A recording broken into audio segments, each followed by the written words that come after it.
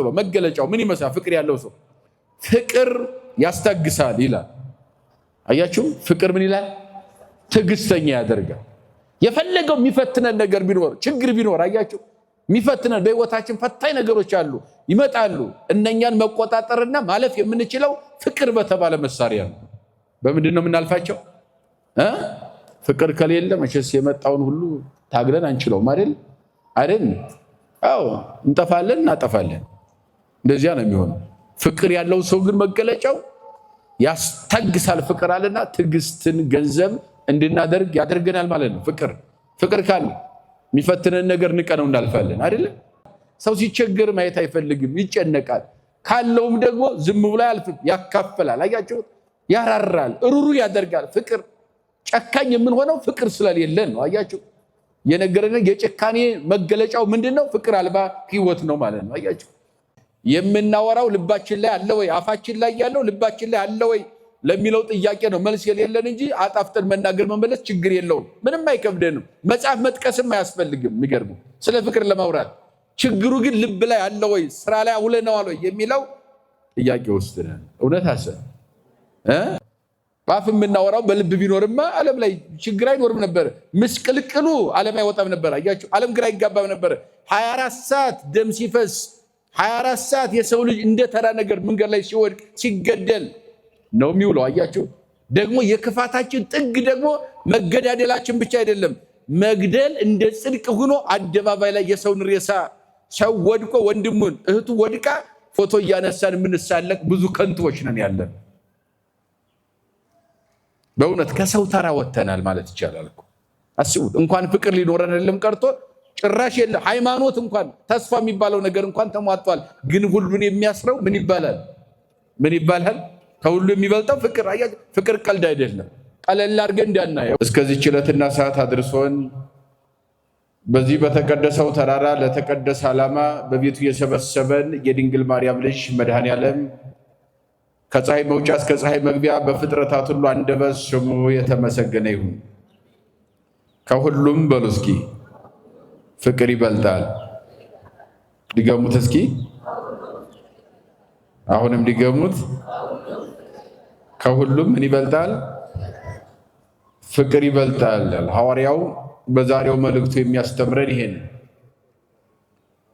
የቅዱስ ጳውሎስን መልእክት አንደኛ ቆሮንቶስ ወይም የመጀመሪያው መልእክቱ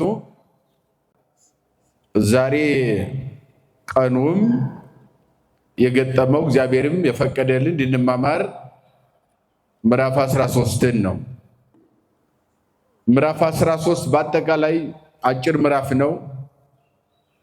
13 ቁጥሮች ያሉት ምዕራፍ ነው። ሙሉውን ግን ስታነቡት ፍቅርና ፍቅር ብቻ ነው የሚተነትነው። ሐዋርያው ስለ ፍቅር ብቻ ነው የሚናገረው። ስለምን ይናገራል? ዓለም ያጣው ምንድን ነው? አዎ የዓለምም ችግር ይሄ ነው። ይሄ በነገራችን ላይ አሁን የመጣ ችግር አይደለም። የፍቅር ችግር በዘመን ሂደት ሁልጊዜ እየተፈጠረ የሚኖር ነው። ፈጽሞ ፍቅርም ጠፋ ማለትም አንችልም፣ ይኖራል። በአንጻሩ እንደገና ሁልጊዜም ደግሞ ሙሉ ፍቅር አለ ማለት አይቻልም። ከዚያ ዘመን ጀምሮ ጳውሎስ በቆሮንቶስ ሀገር ከተማ ከሰበከበት ጊዜ ጀምሮ እስካሁን ድረስ የዓለም ችግር ዓለም የሚወድቀው የሚነሳው የፍቅር እጦት ስለሆነ ደግሞ ያለ ፍቅር ምንም ነገር ስለሌለ ፍቅር ከሌለ ሰላም ስለሌለ ፍቅር ከሌለ ያገኘነው ነገር ሁሉ ሙሉ ስለማይሆን በአጠቃላይ ህይወት ጎደሎ መሆኑን አስረግጦ የተናገረበት አንቀጽና ምዕራፉ ነው። እያየነው እንደመጣ ነው። የእያንዳንዱ አንቀጽ አለው። ባለፈው አጠቃላይ ስለ ጸጋና ጸጋ ስጦታ ምን እንደሆነ የጸጋን ጉዳይ ብቻ ነበረ ስንነጋገር የነበረው ምዕራፍ 12 ላይ ማለት ነው። የዛሬው ደግሞ አንቀጸ ፍቅር ነው። የፍቅርን በር ነው የሚነግረን። የፍቅርን ሁኔታ ነው የሚነግረን። የፍቅርን ትርጓሜ ነው የሚነግረን። በደንብ አድርጎ ይተነትናል ፍቅርና ወደ መጨረሻው ሲዘጋ ትምህርቱን ምን ይላል መሰላችሁ? እንግዲህ እነኚህ ሶስቱ ለዘላለም ጸንተው ይኖራሉ ይልና እነሱም ይልና ሃይማኖት፣ ተስፋ፣ ፍቅር ናቸው ይላል። ምን ናቸው? ሃይማኖት፣ ተስፋ፣ ሶስተኛው ምንድነው? ግን ከሁሉ ምን ይበልጣል? ፍቅር ይበልጣል ብሎ ትምህርቱን ይዘጋል በዚህ ምዕራፍ ላይ ማለት ነው። ፍቅር እንግዲህ የጳውሎስ መልእክትም ሆነ የጴጥሮስ መልእክት፣ የይሁዳም ሆነ የያዕቆብ የሐዋርያት መልእክት የሚቀዳው ከወንጌል ነው። ወንጌል ነው፣ ከወንጌል ነው የሚቀዳው። ምንጫቸው ወንጌል ነው። ወንጌል ክርስቶስ ወደዚህ ምድር ከመጣበት ዓላማ አንዱ የፍቅር ሕግን መስራት ነው። በቤተ ክርስቲያናችን አስተምሮ የፍቅር ሕግ የትሩፋት ሕግ ተብሎ የሚነገረው ወንጌል ነው።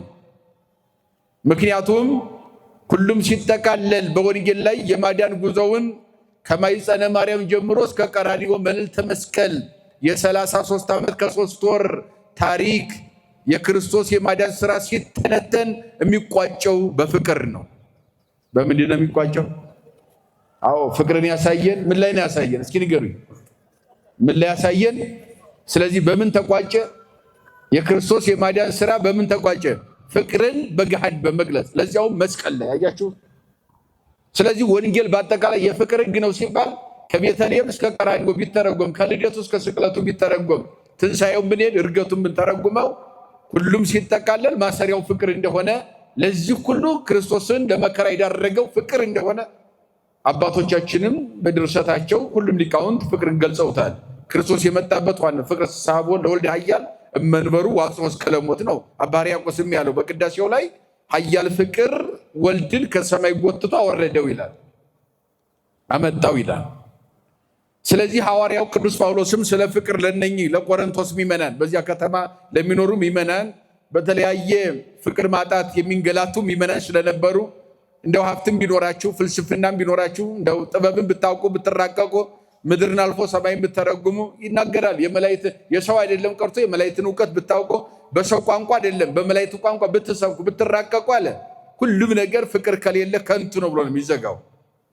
ምንድነው ፍቅር ከሌለ? ምንድነው ዓለም ላይ ያለው ሁሉ ነገር ምንቀናበት ሁሉ ባገኘ ነው ብለን ምንጎመጅበው ሁሉ ብናገኘው ፍቅር ከሌለ ምንድነው እያለ ነው? ከንቱ ነው ብሎ ነው የሚዘጋው ሐዋርያው ማለት ነው። ጌታችን አምላካችን መድኃኒታችን ኢየሱስ ክርስቶስ በዚህ በማቴዎስ ወንጌል ምዕራፍ 22 ቁጥር 26 ጀምሮ ስታነቡ የምታገኙት አጠቃላይ ምዕራፍ 22 የጥያቄና የመልስ ወንጌል ነው። ሰዎች ይጠይቃሉ፣ ምድራውያን እርሱ ይመልሳል። ፈሪሳውያን ይጠይቃሉ፣ ለነሱ መልስ ይሰጣል። ጸሐፍት ይጠይቃሉ፣ ለነሱ መልስ ይሰጣል። ሰዱቃውያን ይጠይቃሉ፣ ለነሱ መልስ ይሰጣል። ረበናት መምህራን ጥያቄ ያቀርባሉ፣ ለነሱ መልስ ይሰጣል። በአጠቃላይ ለዓለም ሁሉ የጠየቀውን ጥያቄ የሰጠበት የጥያቄና የመልስ ምዕራፍ የሚባለው 22 ምዕራፍ ነው ማቴዎስ። ከቁጥር 26 ጀምሮ እስከ መጨረሻው ስትመለከቱ በተለይ በዚህ ምድር ላይ ሲፈትኑት የነበሩ ሁለት ነገዶች አሉ፣ ፈሪሳውያንና ሰዱቃውያን የሚባሉ ማለት ነው። እነኚህ ናቸው ሲፈትኑት የነበረው ክርስቶስን በተለያየ መንገድ ማለት ነው። እና አንዱ ሰው ቀረበና ለፈተና ነው የቀረበው ልጠይቀው ብሎ ከፈሪሳውያን ወገን የሆነ ሕገ ኦሪትን ጠንቅቄ ሙሴን ሕግ አውቃለሁ፣ በቃሌ እናገራታለሁ፣ ሁሉን ጠንቅቄ የማውቅ የምተረጉም ሊቅ ነኝ ብሎ የሚያምን ሰው ወደ ክርስቶስ ቀረበና ጥያቄ ጠየቀው። ከሕግጋት ሁሉ ማንኛው ሕግ ይበልጣል ብሎ ነው የጠየቀው ክርስቶስን። ምን ብሎ ጠየቀው? እንዲሁ ቀጥታ የሚያጸድቅ አንድ ሕግ አለ? የለም፣ ብዙ ሕግ አለ።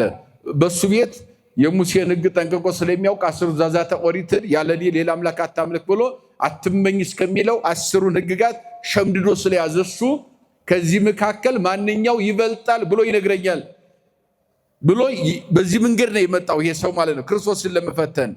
እርሱ ግን ሳይፈጥረውም ስለሚያውቀው ፈጣሪውም ስለሆነ ለክፋትና ለተንኮል ለፈተና እንደመጣ ጠንቅቆ ስለሚያውቅ እሱን የእሱ እውቀት ክርስቶስን ካልተያዘ ፍቅር የተባለው እግዚአብሔር ካልተያዘ እውቀት ከንቱ እንደሆነ ሊያስረዳው ምን አለው መሰላችሁ? ማንኛው ሕግ ይበልጣል ሲለው 10 ትእዛዛተ ኦሪትን አልጠቀሰለትም። በኦሪት ዘዳግም ምዕራፍ 10 ቁጥር 1 ላይ የተቀመጠ ኃይለ ቃል አለ። ምን ይላል? አፍቅሮ ለእግዚአብሔር አምላክከ በኩሉ ልብከ ወበኩሉ ህሊናከ፣ በፍጹም ልብህ በፍጹም ሐሳብህ በፍጹም ነፍስህ እግዚአብሔር አምላክህን ምን በለው ውደደው አለው።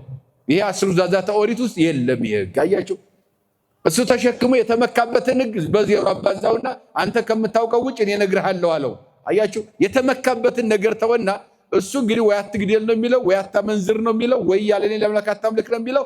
እኔ ከማውቀው ውጭ አዲስ ነገር ሊነግረኝ አይችልም ብሎ ክርስቶስን ለመፈተን ስለመጣ በፍጹም ልብህ በፍጹም ሐሳብህ በፍጹም ነፍስህ እግዚአብሔር አምላክህን ምን በለው አለው ውደደው አለው። የማያውቀውን ሕግ ጠቀሰለት። ከዚህ ላይ ሰውየው ምን አለ? ይችንማ ከልጅነቴ ጀምሮ ስፈጽማት ኑሬአለሁ። መልካም ከሁሉ የሚበልጥ ሕግ ይሄ ከሆነ ሌላ ሕግ ካለ ይህንን የሚመስል ሌላ ሕግ አለ? ሌላ ንገረኝ። ይሄ የዘወትር ስራዬ ነው አለ። አምላኬን በፍጹም ሐሳቤ፣ በፍጹም ልቤ፣ በፍጹም ነፍሴ ወደዋለሁ አለ። ይሄ ከልጅነት ጀምሮ ሳደርገው የኖርኩት ነው አለ። ግን እየፈተነ ያለው ማንን ነው? ንገሩ ሁላችሁ። እግዚአብሔርን እየፈተነ እግዚአብሔርን ወደዋለሁ። አስቡ። አያችሁ፣ እንደዚህ ነው። አፋችን ብዙ ነገር ያወራል። ስለ ፍቅር የማያወራ የለም፣ ችግር የለበትም። አጣፍጦ የሚያወራ የፍቅር ወሬ የሚያወራ ሰው ብዙ ሞልቷል። ልብ ላይ ያለው ሲባል ግን ሁሉም ፈተና ውስጥ ነው ያለው። ትልቁ ያ ነው። ይሄ ሰው በልቡ አጣፍጦ ነው የመጣው። ይህማ ከልጅነቴ ጀምሮ ፍጹም ወደዋለሁ አምላኬን፣ ሐሳቤም፣ ነፍሴም፣ ልቤም ጠቅላላ ማንነቴ እግዚአብሔር አምላኬን ይወዳል። ያለ ርሱ ከሱ በላይ የምወደው ሌላ የለኝም ብሎ ዋሽቶ ነገረው። የልቡን ግን ማን ያውቃል? እግዚአብሔር ያውቃል። መልካም አለው። እያወቀ እንዳላወቀ ሆኖ መልካም፣ ይህን ከልጅነት ጀምረህ ከፈጸምከው ሁለተኛ ሌላ እንደዚህ የሚመስል ሕግ ነው የፈለግከው አለው። ምክንያቱም አስረግጦ በእሱ አማካኝነት ለዓለም ሁሉ የማይናወጥ ዘላለማዊ ሁለት የፍቅር ሕግ ማስተማር ፈልጓል መድኃኔዓለም። ሁለት ሕጎችን መሰረታዊ የሆኑ ማንም ሰው በሃይማኖት ሲኖር ሊይዝ የሚገባው በትክክል የእግዚአብሔር መሆኑ ማረጋገጫው ሁለት ሕግ እንዳለ፣ ይህንን ሕግ ለዘላለም ሕግ አድርጎ መስራት መድኃኔዓለም ስለፈለገ እንግዲያውስ ይህን ከልጅነት ጀምረህ ያው ባይፈጽመውም ከፈጸምከው አለው ሌላ ልንገርህ አለውና አፍቅር ቢጸከ ከመ ነፍስከ፣ ጓደኛህን እንደራስህ አድርገህ ምን በላለው ምን በለው ውደደው አለው። ሌላውን እንደራስህ አድርገህ ውደድ። ለአንተ ለነፍስህ እንደምትሳሳ ለሌላው ሳሳለህ። ለራስህ የምትፈልገው ብዙ ነገር እንዳለ እንደዚያው ለሌላው ደግሞ የቻልከው ሁሉ አድርግ። ሳትቀንስ፣ ሳትጓጓ፣ ስስት ሳይኖርብህ ራስህን እስከመስጠት ድረስ ማለት ነው። ሌላውን ውደድ አለው። እንደራስህ ማለት ያ ራስን እስከመስጠት ሌላውን መውደድ ነው። ይህንን ሲለው ይብን አለ ይችንም ከልጅነት ጀምሮ ስፈጽም ኑሬአለሁ አለ። ፈጽሟታል። አሁን ብዙዎቻችን አሁን ያው ፍቅር አለ ልንል እንችላለን ብንጠየቅ ማለት ነው። ግን አድርገነዋል ወይ? ወደ ተግባር ቀይረነዋል ወይ? የምናወራው ልባችን ላይ አለ ወይ? አፋችን ላይ ያለው ልባችን ላይ አለ ወይ ለሚለው ጥያቄ ነው መልስ የሌለን እንጂ አጣፍጠን መናገር መመለስ ችግር የለውም። ምንም አይከብደንም። መጽሐፍ መጥቀስም አያስፈልግም። የሚገርመው ስለ ፍቅር ለማውራት ችግሩ ግን ልብ ላይ አለ ወይ? ስራ ላይ አውለነዋል ወይ የሚለው ጥያቄ ውስጥ ነን። እውነት አሰብ አው ትልቁ ችግር ያለ አሁን ዓለም የሚባለው ለምንድን ነው ታዲያ? በአፍ የምናወራው በልብ ቢኖርማ ዓለም ላይ ችግር አይኖርም ነበር። ምስቅልቅሉ ዓለም አይወጣም ነበር። አያችሁ፣ ዓለም ግራ አይጋባም ነበር። 24 ሰዓት ደም ሲፈስ 24 ሰዓት የሰው ልጅ እንደ ተራ ነገር መንገድ ላይ ሲወድቅ ሲገደል ነው የሚውለው። አያችሁ፣ ደግሞ የክፋታችን ጥግ ደግሞ መገዳደላችን ብቻ አይደለም፣ መግደል እንደ ጽድቅ ሆኖ አደባባይ ላይ የሰውን ሬሳ ሰው ወድቆ ወንድሙን እህቱ ወድቃ ፎቶ እያነሳን የምንሳለቅ ብዙ ከንቶች ነን ያለን። በእውነት ከሰው ተራ ወተናል ማለት ይቻላል እኮ። አስቡት፣ እንኳን ፍቅር ሊኖረን አይደለም ቀርቶ ጭራሽ የለ ሃይማኖት እንኳን ተስፋ የሚባለው ነገር እንኳን ተሟጧል። ግን ሁሉን የሚያስረው ምን ይባላል? ምን ይባላል? ከሁሉ የሚበልጠው ፍቅር። አያችሁ፣ ፍቅር ቀልድ አይደለም። ቀለል አድርገን እንዳናየው ነው እየነገርኳቸው ያለው። ፍቅር ቢኖረን እንደዚህ አንሆንም ነበር። ፍቅር ቢኖረን ዓለም እንደዚህ አይሆንም ነበር። አገር እንደዚህ አይሆንም ነበረ። ህዝብ እንደዚህ አይጎሰቋቆልም ነበረ። ማህበረሰብ እንደዚህ አይበተንም ነበረ። ፍቅር ቢኖር አያችሁ፣ ማሰሪያው ጠፍቶ ተበትነናል። እግዚአብሔር በፍቅር ይሰረን ሁላችን። አዎ ይሄ ነው ሁላችን ልናስብበት የሚገባው ነገር። ይህ ስለሆነ ጌታችን ምን አለ? እሺ ጓደኛ እንደራስህ አድርገህ ውደድ። ሁለተኛ ሕግ ነገር ይሄን ነው አለው። ይሄንን ሕግ የምናገኘው ደግሞ ኦሪት ዘዳግም ምዕራፍ 6 ላይ ተጽፎ የምናገኘው ነው። ያኛውን ኦሪት ዘዳግም ምዕራፍ 10 ይሄኛውን ኦሪት ዘዳግም ምዕራፍ 6 እናገኘዋለን። እሱ የፈለገው አስሩ ዛዛተ ኦሪትን እሱ የሸመደደውን እንዲገልጽለት ነው የፈለገው መድኃኔዓለም። በዚያ ልክ ነው መድኃኔዓለም ያሰበው። የኔ ቢጤ ሰው አድርጎታል። እሱ ብዙ ዕውቀት የሌለው አስመስሎ እንደዚያ ነው የተረዳው። ግን እሱንም የፈጠረ ሕጉን የጻፈው ሙሴን ነው። የሙሴ ፈጣሪ መሆኑን ዘንግቶ ነበረ። ወንጌል የሚያስተምረው ወንጌል ሕግ አድርጎ የሰራ የሕግ ባለቤት ሐጋጌ ብሉይ ወሐዲስ ብሉይና ሐዲስን ሕግ አድርጎ የሰራ የሕግ ምንጭ ባለቤት እንደሆነ አልተረዳውምና ይችን ከልጅነቴ ጀምሮ ስፈጽም ኑሬአለሁ ጓደኛዬን እንደራሴ አድርጌ ወዳለሁ ብሎ ባያደርገው ዋሸው።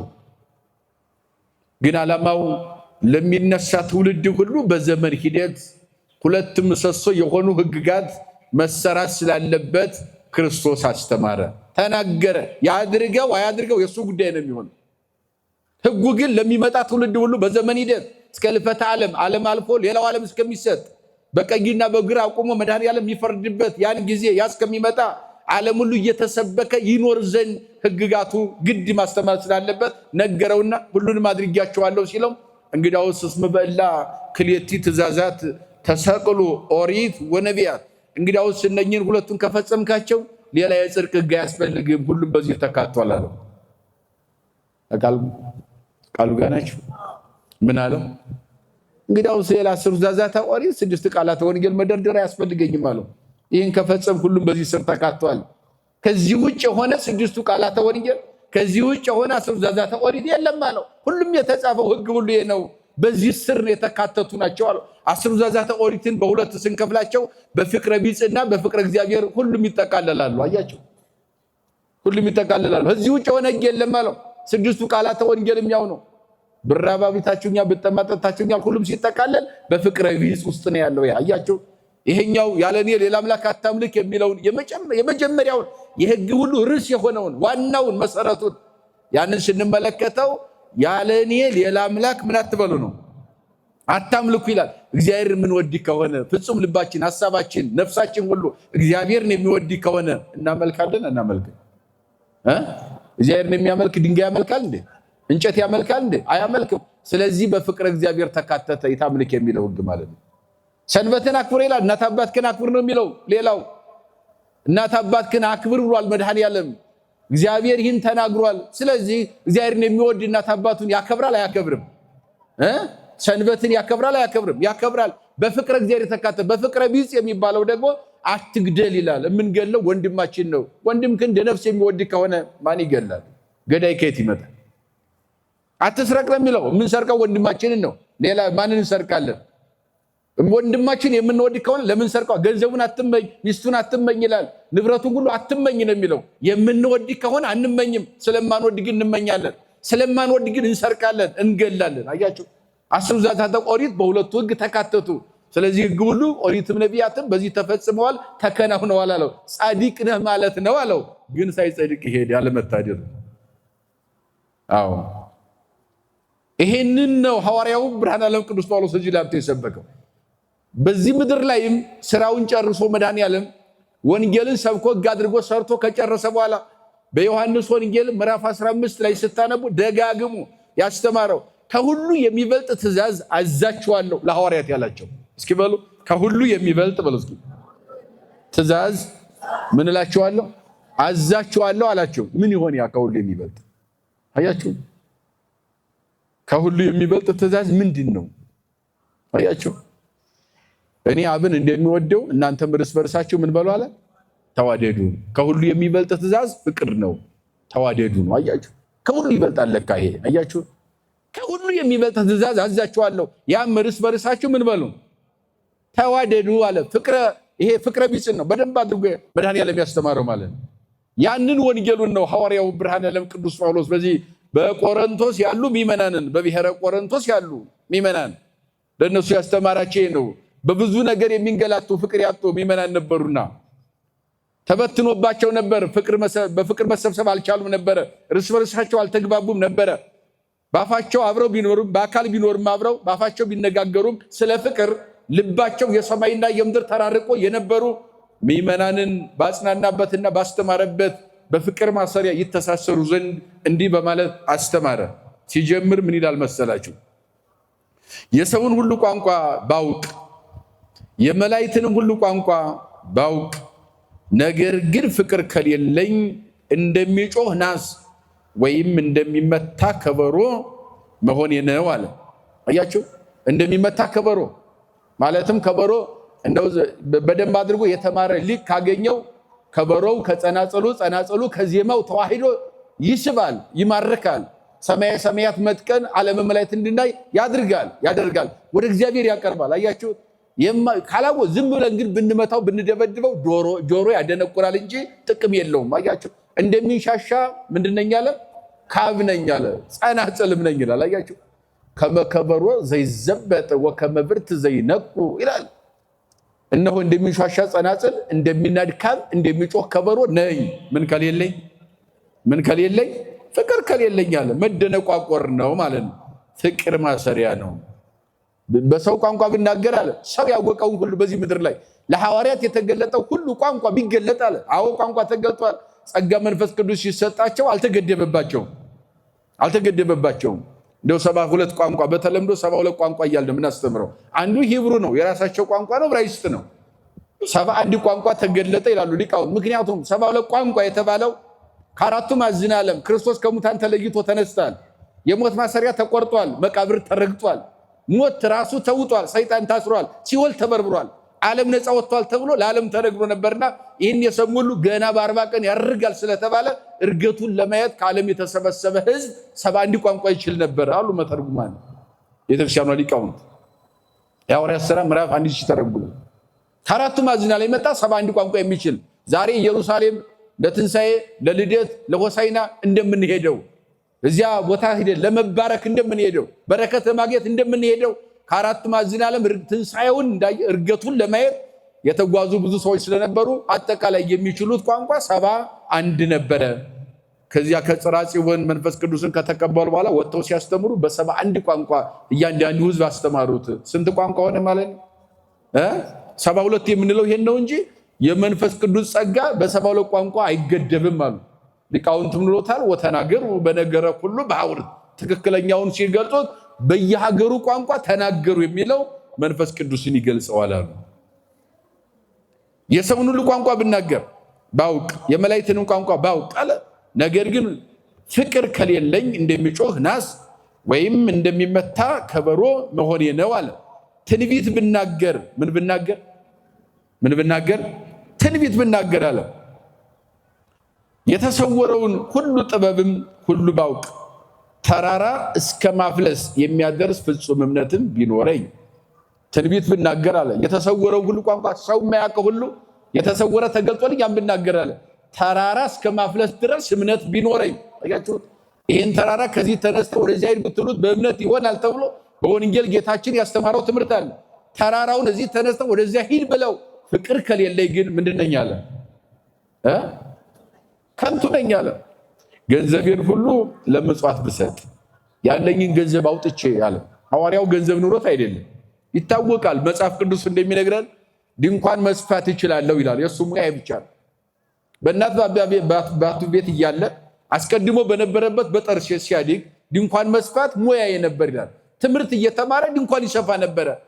ወደዚህ ሲመጣ ወደ ሐዋርያነት ተጠርቶ ዓለምን ለማስተማር እግዚአብሔር ለጨለመው ዓለም ብርሃን ላልጫው ጨው አድርጎ በመረጠው ጊዜ የራሱ ጋር የወሰነው እንግዳ ስትሄዱ በሄዳችሁበት ሁሉ ሰላም በሉ፣ የእግዚአብሔር ሰላም ይደርባቸው፣ ሰላማችሁን ለሚቀበሉ በሰጧችሁን በዚያው ብሉ ተብሏል። እንዲበሉ ከሚመናን ጋር ያቀረበላቸው እንዲበሉ ወንጌል እንዲሰብኩ የሥራቸው ወንጌል መስበክ እንደሆነ ተነግሯል።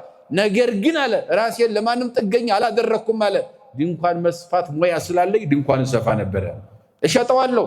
ከሸጥኩትም በኋላ የዓመት ልብስ የዕለት ጉርስ ካገኘው የተረፈኝ ከኪሴ ያድርም አለ። ለነዳይ መጸውታል። አቃሉ ጋር ናቸው። ግን አለ ያለኝን ገንዘብ ሁሉ ለነዳይ በመጸውት አውጥቼ ብሰጥ አለ አካፍዬ ብበላ አለ ፍቅር ከሌለኝ ምንድነኝ አለ ከንቱ ነኝ ነው። ስጋዬን አለ ለሚያቃጥል እሳት ብሰጥ ነገር ግን ፍቅር ከሌለኝ ምንም አይጠቅመኝም አለ። ስጋዬን ለሚያቃጥል እሳት ስለ እምነቱ ማለት ለሚያቃጥል እሳት ራሴን አሳልፌ ስጋዬን ብሰጥ ገንዘብ መመጽወት ብቻ አይደለም አካልን መስጠት እንኳን ቢኖር አለ ፍቅር ከሌለኝ የማልጠቅም ነኝ ይላል። አሁን ከዚህ ከላይ የዘረዘራቸው እስካሁን ድረስ ፍቅር የሁሉ ማሰሪያ እንደሆነና ፍቅር ሊኖረን እንደሚገባ ያለ ፍቅር ሃይማኖት አለኝ ተስፋ አለኝ የሚለው ነገር ሁሉ ከንቱ እንደሆነ ያለ ፍቅር ምንም ዋጋ እንደሌለ ፍቅርን ገንዘብ ማድረግ እንዳለብን ያስረዳን ትምህርት ነው። እስካሁን ያለው አንቀጽ ይሄን በፍቅር ምን እንበል እንኑር። በምን እንኑር? አማኝ በምን ይኖራል? ተስፈኛ በምን ይኖራል? አዎ እምነትን ወደፊትም ማየት እንችላለን። ግን መሰረታዊ ነገሩ እምነት ቢኖርም እግዚአብሔርን ብናምነው ፍቅር ከሌለ ምን አይልም ማለት ነው፣ ከንቱ ነን ማለት ነው። አያችሁ፣ ፍቅር ከሌለ ጽድቅ የለም ማለት ነው። አማኝ ሁነን የምንገዳደል ከሆነ፣ አማኝ ሁነን የምንባላ ከሆነ፣ አማኝ ሁነን አንዱ የሚያሳድደው ከሆነ፣ አማኝ ሁነን ፍርድ የምናዛባ የድሃ እንባ የምናፈስ ከሆነ አያችሁ ምን ትርጉም አለው? እምነት የት ያደርሳል? ከንቱ ነው እምነቱ ራሱ ማለት ነው። ይህን ነው እየነገረን ያለ። ሌላው ተስፋ የሚባለው ተስፋ ማለት ያልያዝነውን እንደምንይዘው፣ ያልጨበጥነው እንደምንጨብጠው፣ ያልዳሰስነው እንደምንዳስሰው፣ ያልረገጥነው እንደምንረግጠው እርግጠኛ ሆነን የምንኖርበት ኑሮ ተስፋ ይባላል። ምን ይባላል? ተስፋ እንደዚያ ነው። ዛሬ ያልተማረው ነገ እንደሚማር እርግጠኛ ሆኖ ይኖራል አይደል? ዛሬ የሌለው ሀብት የሌለው ነገ ሀብት እንደሚያገኝ ማለት ነው። ዛሬ መልበስ ያልቻለ ወይም መቀየር ያልቻለ እንደሚቀይር እርግጠኛ ሆኖ ይኖራል። ተስፋ የሚባለው ያ ነው። በእርግጥ ተስፋን የነገረ መለኮት ምሁራን ሰፊ የሆነ ትንታኔ ይሰጡታል። በጣም ሰፊ ትርጓሜ ያለው ተስፋ ቅድም እንዳልኳችሁ ያለ ሆኖ የሌለን ነገር እንደሚኖረን እርግጠኛ ሆነን የምንኖረው ኑሮ ምን ይባላል? ራሱ ምን ይባላል? ተስፋ ይባላል ማለት ነው። ዛሬ ያልተማረው ነገ እንደሚማር፣ ያላወቅነውን ነገ እንደምናውቀው፣ ያጣነውን ነገ እንደምናገኘው እርግጠኛ ሆነን የምንኖረው ኑሮ እሱ ምን ይባላል? ተስፋ ይባላል። ይሄ ተስፋን በዚህ መተርጎም ይችላል። አንዳንድ የነገረ መለኮት ምሁራን ደግሞ ተስፋን ሲተረጉሙት ተስፋ ማለት ይላል በተንጣለለ ባህር ውስጥ የሚታይ ደረቅ ሜዳ ወይም የብስ ነው ይላል። እስኪ በሉ ተስፋ ማለት በሉ እስኪ በተንጣለለ ባህር ውስጥ የሚታይ የብስ ነው። አያችሁ እንደዚያ ነው አለ ተስፋ። ያንንም መጽሐፍ ቅዱስ ጋር እንተርጉመው ከተባለ ወደ ኦሪት ዘጸአት ምዕራፍ 14 ላይ መሄድ ብቻ ነው የሚያስፈልገው። በተንጣለለ ባህር ውስጥ እስራኤል መንገድ ነበር። አያችሁ ለሙሴ መንገድ ይታየዋል፣ ለእስራኤል ግን ባህር ነው የሚታያቸው። ባህሩን በየት እንሻገር ሲሉ መንገድ ያለ አላቸው። በበትሩ ባህሩን ንከዋል። እግዚአብሔር ሲነካው የብሱ መንገዱ ተገለጠ። ተስፋ እንደዚያ ነው። አያችሁ ባህር እያየን በውስጡ መንገድ ማየት ነው። ተስፋ እንደዚያ ነው። ተስፋ ለምሳሌ እንደ ባህር ውጠን ያሰፈሰፈ ችግር ቢኖር አያችሁ አይ ነገ ያልፋል ብለን የምንኖር ከሆነ ያ ተስፋ ይባላል። እንደሚያልፍ እርግጠኛ መሆን። በማን ነው እርግጠኛ ምን ሆነው? በእግዚአብሔር አይደለ? አይ ይሄ ችግር ያልፋል፣ ዛሬ ነው ያገኘኝ፣ ነገ እንደሚያልፍ እርግጠኛ ነኝ። ለምን አምላኬ አለ። አዎ እሱ እያለ እንደዚህ ተቸግሬ አልቀርም፣ እንዲህ ተጨንቄ አልቀርም፣ ጭንቀቱ ይወገዳል ብሎ በጥሙ እምነት ማለፍ ያ ተስፋ ይባላል። ስለዚህ በባህር ውስጥ መንገድ እንዳለ እስራኤል ዘስጋን መመልከት በቂ ነው። ተስፋ እንደዚያ ይተረጎማል በዘጸአት በኦሪት ትርጓሜ ማለት። ሁለተኛ ሌሎች ደግሞ ሊቃውንት አባቶቻችን ደግሞ አንዳንድ ምሁራን ደግሞ ተስፋ ማለት ይላሉ በድቅድቅ ጨለማ ውስጥ የሚታይ ረቂቅ ብርሃን ነው። እንደዚያ ነው አሉ። እስኪ በሉ ተስፋ ማለት በሉ በድቅድቅ ጨለማ ውስጥ እንደሚታይ ረቂቅ ብርሃን ነው። አሁን ያለነው ጨለማ ላይ ነው አይደል? ይሄን አምፖሉን ምናምኑን ተውት፣ ኤሌክትሪኩን ምናምኑን ተውትና አሁን ያለነው በስነ ፍጥረት ምን ላይ ነው ያለነው? በተፈጥሮ ጨለማ ላይ ነው ያለነው። ምክንያቱም አሁን ግዛቱ የጨለማ ነው፣ የብርሃን ግዛት አይደለም። ራሳችን የምንረዳበት መንገድ ስላመቻቸን በጨለማ ውስጥ እንዳንንቀሳቀስ ይህን ፈጣጥረን በፈጠርነው ነገር እግዚአብሔር በሰጠው ጸጋ ሰዎች ፈጥረው እንኖራለን በብርሃን ለመመላለስ መንገድ ጉዞ ለማድረግ። ሙሉ በሙሉ ግን አሁን በቁጥጥር ስር በማን ቁጥጥር ነው ዓለም ከተባለ በጨለማ ነው። ምክንያቱም በስነ ፍጥረት ገዢ አድርጎታል እግዚአብሔር። 12 ሰዓት የጨለማ ግዛት፣ ከዚህ በታች 5 ዓለም አለ። ከ5 ዓለም መጥቶ ይቆጣጠራል። 11 ሰዓት በኋላ ጉዞውን ያደርጋል። 12 ሰዓት መጥቶ ዓለምን ይቆጣጠራል፣ ይገዛል። ከዚህ በላይ ደግሞ ከጠፈር በላይ ሐኖስ የሚባል ባህር አለ። በስነ ፍጥረት ትንታኔ ሲተነተን ሊቃውንት አባቶቻችን ኤጲፋኒዎስ ገልጸውታል። አሁን ይሄ ብርሃን ከዚህ ከጠፈር በላይ ሌላ ሐኖስ የሚባል ባህር አለ። በዚያ ባህር ውስጥ ሄዶ ገብቷል። መኖሪያው እዚያ ነው ብርሃን። ጠዋት 11 ሰዓት በኋላ ጉዞውን ያደርግና 12 ሰዓት ላይ መጥቶ ጨለማውን አስወግዶ ይቆጣጠራል። ግዛቱ የሱ ነው ማለት ነው። ስነ ፍጥረት እንደዚያ ነው። እዚህ ጨለማ ውስጥ ሆነን ግን ነገን እያየን ነው ማለት ነው። እናያለን አናይ እርግጠኞች ነን አይደል? ነገ እንደምናይ የሚጠራጠር ያለ ያ ምን ይባላል? አይ ሌሊት ላይ ሆነን ቀንን ማየት ምን ይባላል? ተስፋ እንደዚያ ነው ማለት። ሌሊቱ አልፎ ቀኑ እንደሚመጣ ተስፋ እንደዚያ ነው ነው። ሌሊት የሆነብን ጨለማ የሆነብን በህይወታችን ብዙ ነገር ሊኖር ይችላል። ግን ሌሊት አልፎ ጨለማው አልፎ ብርሃኑ እንደሚመጣ እርግጠኛ ሆኖ መኖር ያ ምን ይባላል? ተስፋ ይባላል። ያንን ደግሞ ለማየት ምን ያስፈልጋል? የእምነቱም የተስፋው ማሰሪያው ደግሞ ምን ይባላል? ከሁሉም ግን ምን ይበልጣል? ፍቅር ይበልጣል እያለን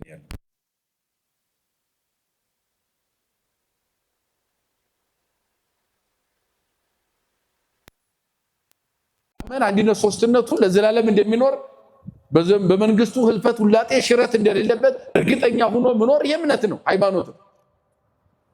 አዎ ተስፋም ደግሞ ይሄንን ያመነው እግዚአብሔር ይህን ዓለም አሳልፎ ሌላ ዓለም እንደሚሰጠን አርቀን የምናስበው ማሰብ ያም ተስፋ ነው።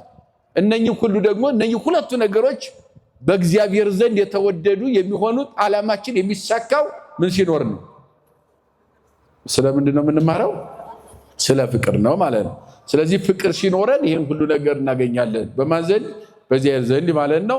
ሰው በፍቅር መኖር እንዳለበት፣ ከሌለው ግን እነኚህ ከበሮውን የሚሿሿ ጸናጽል፣ የሚጮህ ከበሮ፣ የሚናድ ካብ ከንቱ እንደሆነ በቃ ነው የሚነግረን ሐዋርያው። ይቀጥልና ሁለተኛው አንቀጽ መገለጫ ይነግረን። ፍቅር ያለው ሰው መገለጫው ምንድን ነው? ያኛው ሊኖረን የሚገባ ነገር ነው መጀመሪያ የነገረን። በቃ ይህንን ፍቅርን መያዝ እንዳለብን ነው እየነገረን ያለ። ፍቅር ካልያዝ ሁሉም ነገር ከንቱ እንደሆነ ነው እየነገረን ያለ። አሁን ፍቅር ያላቸው ሰዎች፣ በፍቅር የሚመላለሱ ሰዎች፣ ለፍቅር ሕግ ተገዥ የሆኑ ሰዎች ፍቅርን በልባቸው ፍቅረ ቢጽና ፍቅረ እግዚአብሔርን አጣምረው ከሕግጋት ሁሉ በላይ የሆኑ አርዕስተ ሕግ ሁለቱም ሕግጋት ጠንቅቆ የያዘ ሰው መገለጫውን ይነግረናል። ቀጥሎ መገለጫው ምን ይመስላል? ፍቅር ያለው ሰው ፍቅር ያስታግሳል ይላል። አያችሁ፣ ፍቅር ምን ይላል? ትዕግስተኛ ያደርጋል። የፈለገው የሚፈትነን ነገር ቢኖር ችግር ቢኖር፣ አያችሁ የሚፈትነን በህይወታችን ፈታኝ ነገሮች አሉ ይመጣሉ። እነኛን መቆጣጠርና ማለፍ የምንችለው ፍቅር በተባለ መሳሪያ ነው። በምንድን ነው የምናልፋቸው? ፍቅር ከሌለ መቼስ የመጣውን ሁሉ ታግለን አንችለውም አይደል? አዎ እንጠፋለን፣ እናጠፋለን። እንደዚያ ነው የሚሆነው። ፍቅር ያለው ሰው ግን መገለጫው ያስታግሳል። ፍቅር አለና ትዕግስትን ገንዘብ እንድናደርግ ያደርገናል ማለት ነው። ፍቅር ካለ የሚፈትነን ነገር ንቀነው እንዳልፋለን አይደል? የሚሳደብ ይኖራል፣ የሚመታንም ሊኖር ይችላል፣ የተለያየ ነገር ገንዘብ የከዳ ሊኖር ይችላል፣ ሌላ ችግር በህይወታችን ያደረሰብን ሰው ሊኖር ይችላል። ስለ ፍቅር ግን ውጠነው እናልፋለን። አያችሁ፣ ፍቅር ይህንን አቅም ይሰጣል ማለት ነው። ትዕግስት የሚወለደው ከፍቅር ነው ማለት ነው። በሌላ አባባል ትዕግስት የፍቅር ልጅ ነው ማለት ነው። ከምን ይወለዳል ትዕግስት? ንገሩኝ። ትዕግስት ከምን ይወለዳል? ትዕግስት የምን ልጅ ነው አለ? የፍቅር ልጅ ነው። ያስታግሳል አለ ፍቅር። ሌላ ይቀጥላ፣ ፍቅር ያስተዛዝናል ይላል። ያራራል ማለት ነው። ያስተዛዝናል። ፍቅር ያለው ሰው ያዝናል። ሰው ሲቸገር ማየት አይፈልግም፣ ይጨነቃል። ካለውም ደግሞ ዝም ብሎ አያልፍም፣ ያካፍላል። አያችሁት? ያራራል፣ ሩሩ ያደርጋል። ፍቅር ጨካኝ የምንሆነው ፍቅር ስለሌለን ነው። አያችሁ፣ የነገረን የጭካኔ መገለጫው ምንድነው? ፍቅር አልባ ህይወት ነው ማለት ነው። አያችሁ፣ የርኅራኄ መገለጫው የማዘን የመራራት አያችሁ፣ መገለጫው ደግሞ ምንድነው? ፍቅር ነው ይላል። ፍቅር ያስተዛዝናል ወይም ያራራል ይልና ፍቅር አያቀናናም ይላል። ማንም በማንም ላይ አይቀናም። ምን ካለው አሁን እንትና ገንዘብ ኖረው አልኖረው፣ ሀብት ኖረው አልኖረው፣ ጤና ኖረው አልኖረው ብለን ምን አንልም ማለት ነው። አንቀናም። ፍቅር ያለው ሰው አይቀናም። እንኳን አገኘ ይላል። እንኳን ደስ አለው ለእኔም እግዚአብሔር ያደርግልኛ ብሎ ያምናል እንጂ ገንዘብ ስላገኘ ወንድሙ እህቷ ገንዘብ ስላገኘች እንቅልፍ የሚያጣ ሰው አይኖርም። ምክንያቱም ፍቅር አያስቀናም ማለት ነው። በህይወቱ ወንድሙ የሚያገኘውን በህይወቷ ወንድሟ እህቷ የምታገኘውን ነገር እጅግ ፍጹም ደስታ እንደራስ አድርጎ ማሰብ አቅም ይኖራል። ምን ሲኖረን? የሌላው ማግኘት የሌላው መደሰት የኛ ነው ብለን የምናስበው ምን ሲኖረን ነው? ቅናትን ያጠፋል። አያችሁ፣ ልቡናንም አያስታብይም ይላል። ትዕቢተኛ አያደርግም። ትዕቢት የኃጢአት ምልክት ነው፣ ወይም የዲያብሎስ መሆንን ነው የሚያሳየው። ምክንያቱም እግዚአብሔር ፍቅር ነው ይላል መጽሐፍ። እግዚአብሔር ምንድን ነው? ፍቅር ነው። ትዕቢት ደግሞ የዲያብሎስ ነው። ፍቅር የእግዚአብሔር፣ ፍቅር የእግዚአብሔር መገለጫ ነው። በአንጻሩ ትዕቢት የዲያብሎስ መገለጫ ነው። በትዕቢቱ ፍጡር ሆኖ ሳለ ፈጣሪ ነኝ ብሎ ወርዷል። እንጦርጦስ በጨለማ ተጠቅልሎ የወደቀው በትዕቢቱ ነው። እንኳን እሱ አዳም ዕፀ በለስ በልቶ የወደቀው በትዕቢት ነው። ፍጡር ሆኖ ሳለ ፈጣሪ ልሁን ብለው ነው ሁለቱም የወደቁት። ይሄ የትዕቢት መነሻው ምንጩ ሰይጣን ቢሆንም ሰውም በዚህ ወድቆበታል። አያችሁ፣ ትዕቢት የሰይጣን ነው፣ ፍቅር የማን ነው? አዎ። ስለዚህ አይታበይም። ፍቅር ያለው ሰው ትዕቢተኛ አይሆንም። ብቻዬን ይላኝ አይልም፣ ለኔ ብቻ ይሙላልኝ ብሎ ስለራሱ ብቻ አያስብም። ፍቅረ ቢጽ አለን፣ ለሌላውም እንዲኖረው ይፈልጋል። ለኔ ያለህን ለሌላው ስጥ ይላል። አያችሁ፣ እግዚአብሔር እንኳን ሲለምነው ለኔ የሰጠኸኝን ለሌላው ስጠው። አቤቱ አንተ እጅህ አያልቅብህም፣ ሰፊ ነው ሰጥተህ አያልቅብህም። ከማንም ብድር የማትፈልግ ለሁሉ የምታበድር ቅዳሴያችን በዚህ በወልደ ነጎድጓድ የተባለው ቅዳሴ ላይ ስታስቀድሱ ሰምታችሁ ከሆነ እግዚአብሔርን ባለጸግነት ሲገልጸው ባይል ዘይለቅህጎ ባለጸጋ የማያበድረው እግዚእ ዘይግዝጎ ጌታ የማይገዛው ከጌቶች ግዛትን የማይሻ ከባለጸጎች ብድርን የማይሻ ንጉሥ ዘይሰይምጎ ነገስታት የማይሾሙት ንጉሥ የማይሾመው ከነገስታትም ከንጉስም ሹመትን የማይሻ እስመ ባይል እግዚአብሔር ያክል ለሁሉ አትረፍርፎ መስጠት የሚችል ብቸኛ ባለጸጋ ይለዋል። ማነው እሱ? ክብርና ምስጋና ለሱ ይሁን፣ እግዚአብሔር ማለት ነው። ለሁሉ አትረፍርፎ የሚሰጥ የማያልቅበት ብቸኛው ባለጸጋ። ስለዚህ ፍቅር ያለው ሰው ለእኔ ብቻ አይልም፣ ለራሱ ብቻ አያስብም። ለእኔ እንደሰጠኸኝ ለወንድሜ ስጠው፣ ለእህቴ ስጣት፣ ለአባቴ ለእናቴ ስጥ ብሎ ይጸልያል። ምክንያቱም እግዚአብሔር ሰጥቶ ስለማያልቅበት። ምን ስለማይ? አዎ ብቻዬን ይርላኝ ይኑረኝ አይልም። ፍቅር ያለው ሰው አይበሳጭም። ነገሮችን ሁሉ ንቆ ማለፍ ይችላል። አቅም አለው። ነገርን አያስብም፣ ክፉ ነገርም አያስብም። ጽድቅን በመስራት ደስ ያሰኘዋል ፍቅር ያለው ሰው። ይሄ የሚተነትነው ምን መሰላችሁ? ፍቅር ያለው ሰው መገለጫውን መጽሐፍ ቅዱስን በነገራችን ላይ ራሳችሁ ብታነቡት በግልጽ አስቀምጦታል ሐዋርያው። እንደው ከሌሎቹ መጻሕፍት ጋር አጣቅሰን እንድናየው እንድንመለከተው ምንጩ ወንጌል እንደሆነ ወንጌልን ለዓለም እንዴት ማስረጽ እንዳለባቸው ከምንም በላይ ደግሞ ወንጌል ስንል የፍቅር ሕግ ነው። የፍቅር ሕግ ደግሞ ለዓለም የተሰጠ ልዩ ጸጋ ስለሆነ ወንጌል ምዕመናን በቆሮንቶስ ያሉ ምዕመናንም ተምረውት የጻፈበትም ዓላማው በዘመን ሂደት እስከ ሕልፈተ ዓለም ድረስ የሚነሳ ትውልድ አልፎ ትውልድ ሲተካ እየተማረው በፍቅር እንዲኖር። ይሄ ከሌለ እምነታችን ሁሉ ከንቱ ስለሚሆን ተስፋችንም ተኖ የሚጠፋ እንደ ጉም ስለሚሆን እርግጠኞች ሆነን በእግዚአብሔር ፍጹም እምነት ኑሮን በእግዚአብሔር ያለውን ነገር ሁሉ የማናጣበት እውነተኛው መንገድ ፍቅር እንደሆነ አስረግጦ ለመንገር ነው። ወይ ዜኒ ሁሉ ሰለስቱ አለ ሲዘጋው።